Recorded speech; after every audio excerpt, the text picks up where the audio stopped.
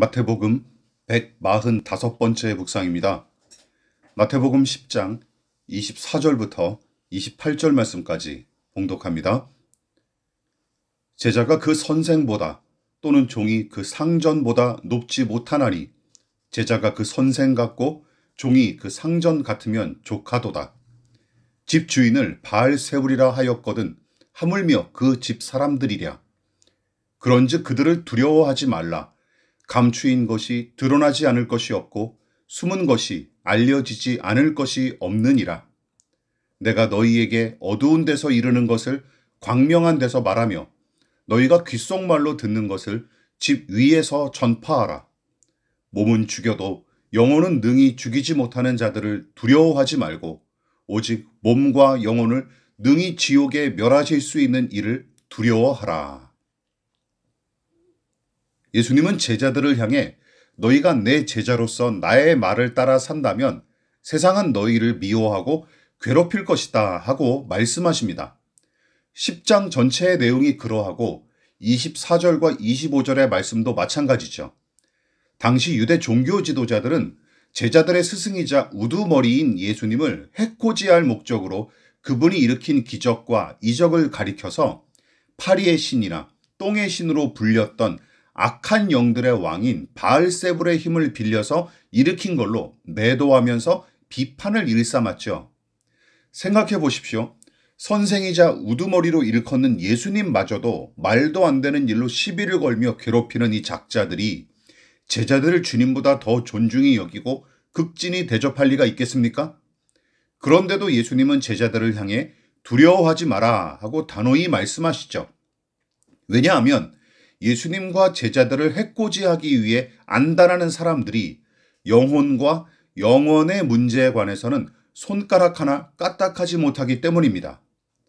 따라서 세상과 사람들을 향한 두려움과 공포는 이 믿음의 크기와 깊이에 반비례해서 나타나기 마련이에요. 믿음이 크고 깊을수록 세상을 향한 두려움의 크기는 작아지고 이 믿음이 작아지고 불안해질수록 사람에 대한 공포는 크고 깊어질 수밖에 없습니다. 그러나 신자가 자신의 믿음을 재보고 두려움을 이기기 위해 먼저 바라봐야 할 것은 세상이 아니죠. 오직 몸과 영혼을 능히 지옥에 멸하실 수 있는 이이신 하나님을 우선 바라보고 추구해야 마땅합니다.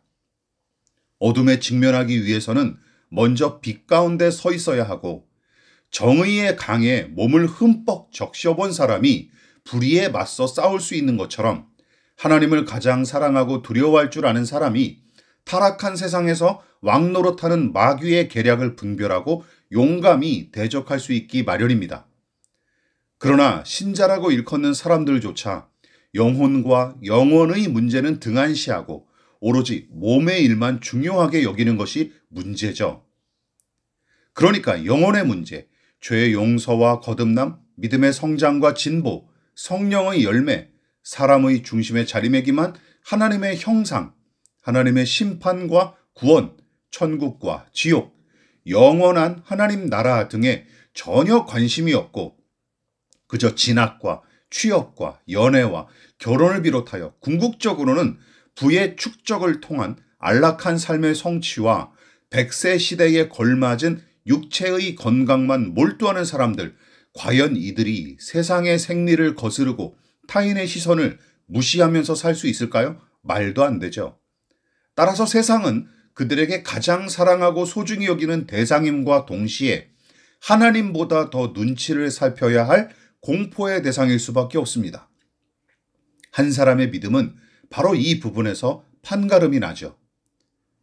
우리가 가장 사랑하고 소중히 여기는 것은 무엇입니까?